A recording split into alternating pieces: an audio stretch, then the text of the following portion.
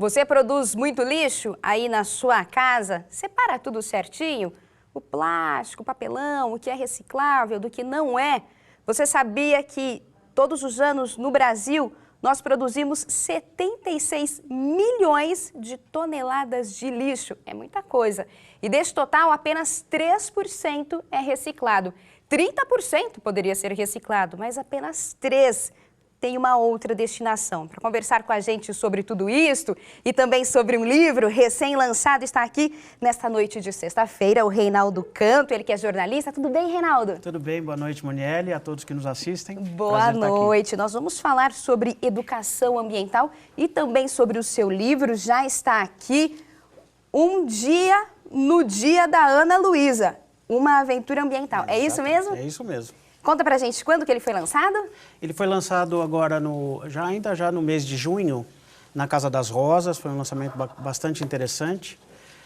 Depois nós fizemos algumas outras ações no Parque Vila Lobos, por exemplo, ações em locais públicos, né, para que o livro chegue às crianças. Quanto mais crianças puderem estar, você falou da questão do lixo, quanto mais crianças puderem estar conscientes dos impactos ambientais, melhor vai ser para o nosso futuro. Com certeza. Agora eu quero te fazer uma pergunta.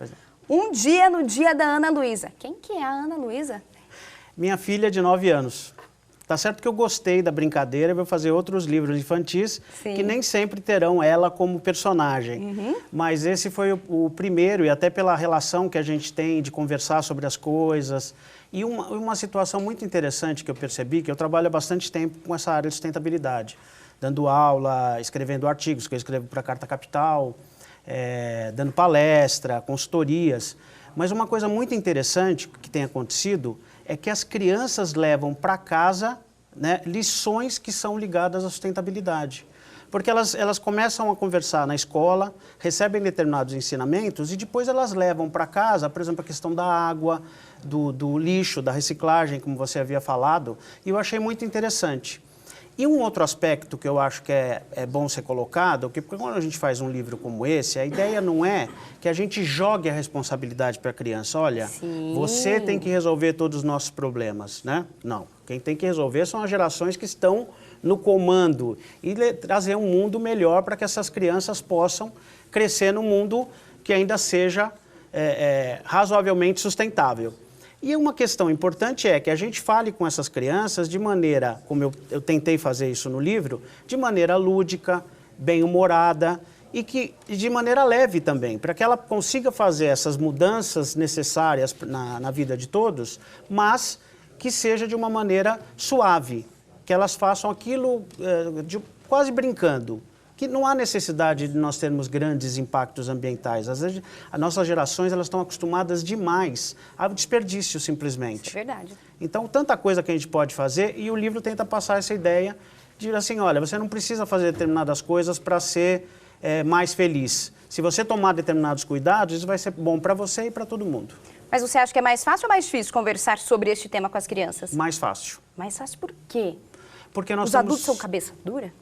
De certa maneira, nós viemos num processo que vem de muitos anos de desperdício, de não entender, por exemplo, a questão da água, do alimento. Sim. Então, por exemplo, vamos pensar na nossa situação de Brasil, né? Não vamos pensar, claro, por exemplo, Europa, em que passaram por guerras, aquela história que sempre se fala, né? Que eles buscam fazer a economia, não desperdiçar alimentos, porque passaram por determinadas situações. O Brasil, por ser um país que, entre aspas, é um país de fartura, fez com que muitas gerações fossem gastando mais do que o necessário.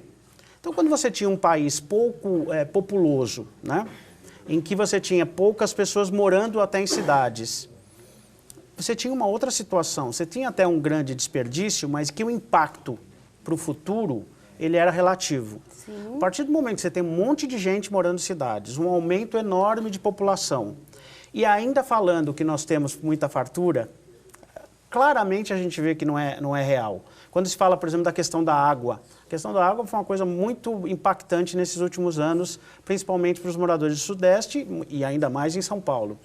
Nós temos 12% de toda a água potável do mundo, né? Que fala assim, nossa, 12% num país de 200 milhões de habitantes, nós temos água sobrando.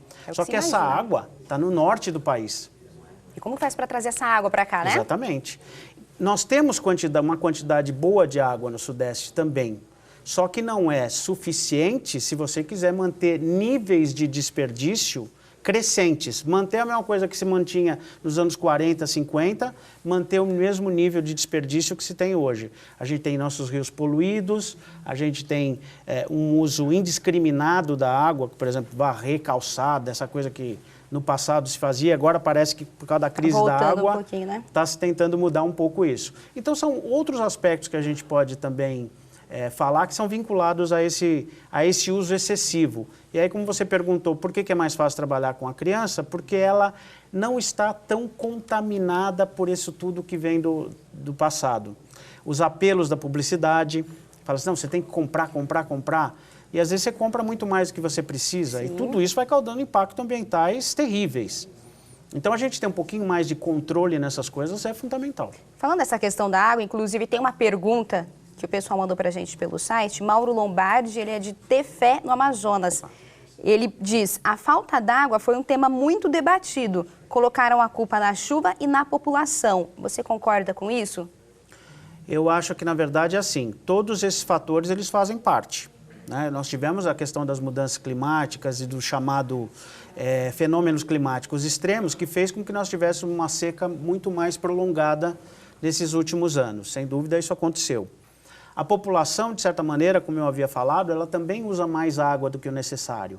E também nós tivemos, ao longo de anos, a ausência de investimentos que os governos em várias esferas deveriam ter feito e não fizeram. Então, se pensar bem, e eu acho que é importante, sempre quando se fala em sustentabilidade, dizer isso, que a responsabilidade ela precisa ser compartilhada. Claro. A responsabilidade é de todos. Não dá para você dizer que a culpa é do governo. Ótimo, é culpa do governo? Também é. É culpa da população? Também é da população. Você que está nos assistindo, entenda que você faz parte do problema e também da solução. É claro que, você está na sua casa, qual é a capacidade que você tem de mudar uma realidade? Mas tem a capacidade de mudar a sua realidade e dos impactos que você causa. Né? Entendi. O nosso repórter Luiz Casoni, ele está aqui com a gente nos estúdios e ele também tem uma pergunta. Tudo bem, Luiz? O que acontece? Qual é o questionamento das pessoas? Pois é, Monielle, estou de volta aqui fazendo a minha participação. Reinaldo, boa noite para você, bem-vindo mais uma vez ao Tribuna. Na verdade, eu tenho aqui um testemunho da Maria de Lourdes, ela é da Paraíba, de Campina Grande, deixou para a gente através das nossas redes sociais. Olha só, vou ler para vocês a mensagem da Maria de Lourdes. Ela está dizendo o seguinte, que observa que a geração de hoje tem mais atenção, mais cuidado com o planeta, água e também o uso dos recursos naturais. Ela está dizendo que foi criada numa época que não se falava muito sobre o descarte do lixo e vê que é um grande avanço, principalmente por causa da educação. Olha só que interessante. Realmente falando sobre os investimentos que o Reinaldo estava citando agora há pouco, que realmente contribuíram para esse avanço, essa conscientização sobre o planeta, o uso consciente dos nossos recursos naturais. A educação é fundamental, né? Porque tem algumas coisas que as pessoas elas podem ser responsabilizadas de ter consumos excessivos, mas sem dúvida às vezes falta informação. Elas não foram devidamente comunicadas, informadas, educadas de que determinadas ações elas poderiam tomar ou deveriam tomar, que isso beneficiaria a toda a sociedade. A questão, por exemplo, do lixo, como essa telespectadora levantou, é muito importante porque quando a gente pensa no passado, em que você não tinha tanto produto industrializado, e até eu quero dar um exemplo, ela falou da Paraíba, mas tem uma telespectadora do norte, aí, da Amazônia, né? Eu, por exemplo, visitei algumas comunidades do Rio Negro, que é em Manaus, né, próximo de Manaus. O que essas populações ribeirinhas faziam? Elas pegavam, por exemplo, comiam frutas, legumes, peixe e jogavam tudo no rio. Não era nem muito certo, o ideal era você tentar fazer uma compostagem e tal. Mas são materiais orgânicos, matéria orgânica, que rios amazônicos são enormes, eles têm uma capacidade de absorver. A partir do momento que começa a chegar pilha, plástico, papel, pneu, vamos pensar num monte de materiais que essas comunidades passam a ter acesso, o processo não pode ser, não dá para jogar no rio. que aí você vai destruir o meio ambiente. Então, isso vale, de certa maneira, para nós também. Quer dizer, antigamente as pessoas moravam mais em comunidades menores, por exemplo, essa coisa de fazer a compostagem, o resto de comida, fazer outra coisa com ela. Agora vai tudo para um saco de lixo, para um saco plástico. A realidade mudou, nós estamos consumindo coisas diferentes, agora tem o lixo eletrônico, você falou das pilhas, a gente troca de celular a cada ano, Exato. O computador quebrou, a gente tem um outro problema, antes a gente pensava no plástico, mas agora tem ainda mais coisas, que todo este lixo eletrônico, e espero realmente que as crianças, que as próximas gerações pensem também neste lixo, não é mesmo, Reinaldo? Porque são materiais altamente contaminantes. Então é diferente, por exemplo, você jogar uma casca de melancia no chão, ou você jogar, por exemplo, um pedaço de um celular. Sim. Ali tem determinados componentes que até são chamados de... alguns componentes de celular, como as telas planas, tal, chamados de terras raras. São materiais, inclusive, que eles são muito finitos. Eles têm um... A gente não consegue nem saber qual é a decomposição deles? Não. Não, a decomposição você, de certa maneira, acaba sabendo, mas o ideal é que eles não tenham que ser decompostos de uma maneira natural. Sim. Não você jogar num determinado lugar e deixar decompor.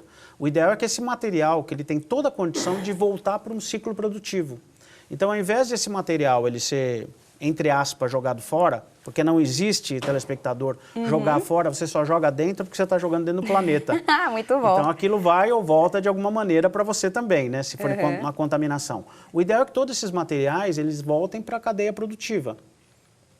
Agora, precisa se facilitar os caminhos para que isso aconteça. Se você teve sempre um processo de que você colhe esses materiais, depois produz alguma coisa, a vida útil desse produto termina, você joga fora, como eu disse, entre aspas, tem alguma coisa que está errada. Se nós somos uma bola, se o planeta é redondo, as coisas têm que ser redondas também. Não dá para você ter uma linha reta em que você joga alguma coisa fora, não. Isso aí tem que voltar para a cadeia produtiva para ser produzido novamente e não ser jogado. Olha que pensamento fantástico. Até dentro de tudo isso, Nestor Bastos, de Araxá, Minas Gerais, ele diz assim para a gente: muitos dizem que devemos ter disciplinas de educação ambiental nas escolas, mas quando as crianças saem do ambiente escolar, elas se deparam com lixos e entulhos. A administração pública também deve fazer a sua parte e não colocar só a culpa no povo. Mas como podemos cobrar isso dos nossos governantes? Bom, a responsabilidade compartilhada, voltamos a esse tema. Sim. O setor público, às vezes há muita falta, às vezes quando se fala assim do setor público, às vezes há falta de dinheiro, né? Não tem dinheiro para fazer determinadas coisas. Às vezes não há necessidade de dinheiro se você souber envolver toda a tua população. Políticas públicas que contemplem falar com a sociedade, falar com as empresas, falar com trabalhadores. Você começa a colocar todo mundo dentro do mesmo processo para se chegar a algo que seja positivo para a sociedade em geral. Então, o setor público ele tem que ser um mentor, facilitar a vida. Por exemplo, uma empresa, olha, eu tenho um determinado material aqui, mas custa caro para eu reciclar. Pô, o que o setor público tem que fazer? Vai atrás, vamos ver, olha, o que dá para melhorar, para facilitar a vida dessa empresa, desse empresário. Quem será que na outra ponta poderia receber esse material para fazer alguma coisa com ele? Mas falta estrutura. Poxa, vamos capacitar pessoas. Então, é o setor público contribuindo, mas trabalhando com o privado, com trabalhadores, com cooperativas, por exemplo, no caso de se falar em reciclagem, trabalhar com cooperativa de catadores, capacitando essas pessoas para não simplesmente catar um papel, um plástico, uma latinha de cerveja ou de refrigerante. Não, capacidade até para fazer com que esses materiais sejam melhorados para que eles voltem para essa cadeia produtiva. Falando das latinhas, a Kelly de Gurupi, Tocantins, ela diz: no Brasil, quase 97% das latinhas são recicladas. Mas esta é uma realidade por conta da consciência ambiental ou por conta de um problema social, já que as pessoas encontram neste meio uma forma de ganhar dinheiro? Infelizmente, ainda tem um pouco da questão econômica, né, basicamente econômica, mas ela é muito social. E não tem parte de consciência ambiental, não. Porque aí você fica sempre gerindo uma situação via mercado tradicional. O que é o mercado tradicional? Se uma coisa tem valor, ela tem poder de compra e de venda. Se algo não tem valor monetário, mas ela precisa ser reciclada, então tem que haver aquilo que eu falei, o incentivo de uma política pública. Puxa, se uma garrafa PET, que é grandona e é leve, ela não tem um bom preço como a latinha, sim, o setor público tem que ir lá ajudar. Falar, não, para nós interessa que essa garrafa PET não vá parar num rio, num bueiro, que ela seja jogada de qualquer jeito, que interessa que ela seja reutilizada. Então, como é que a gente chega num denominador? Não pode deixar tudo para mercado. Tem que ter também todo mundo sentando junto para resolver, olha, se é um problema, não só social, mas econômico, ambiental, de impacto para todas as futuras gerações e até as atuais, então é importante que se dê um outro tipo de valor que não é regido simplesmente pelo o real custa, a latinha custa mais e a PET custa menos. Não, tudo isso precisa ser reciclado. Tá ótimo. Reinaldo, muito obrigada, viu? Reinaldo Cantos, jornalista, que trouxe este livro, não só aqui para o programa, mas como para a nossa vida, para a sociedade, no dia da Ana Luísa. Já está em todas as livrarias? Já dá para comprar pela internet? Dá para internet, tem um site que é diadaanaluisa.com.br. Ah, que ótimo! As pessoas é da editora Chiado, que é uma editora portuguesa. Já está em Portugal também? Está em Portugal também, em Lisboa. Olha só. No dia 3, fazendo um convite para as pessoas que forem à Bienal do Livro em São Paulo, no dia 3 de setembro eu vou estar participando de uma sessão de autógrafos no stand da editora Chiado, às 20 horas. 3 de setembro é um sábado. Então, perfeito. Muito obrigada, Reinaldo. Obrigado uma você. ótima sexta-feira para você, um ótimo fim de semana. E vamos continuar educando as nossas crianças. Obrigadão, viu? Eu que agradeço.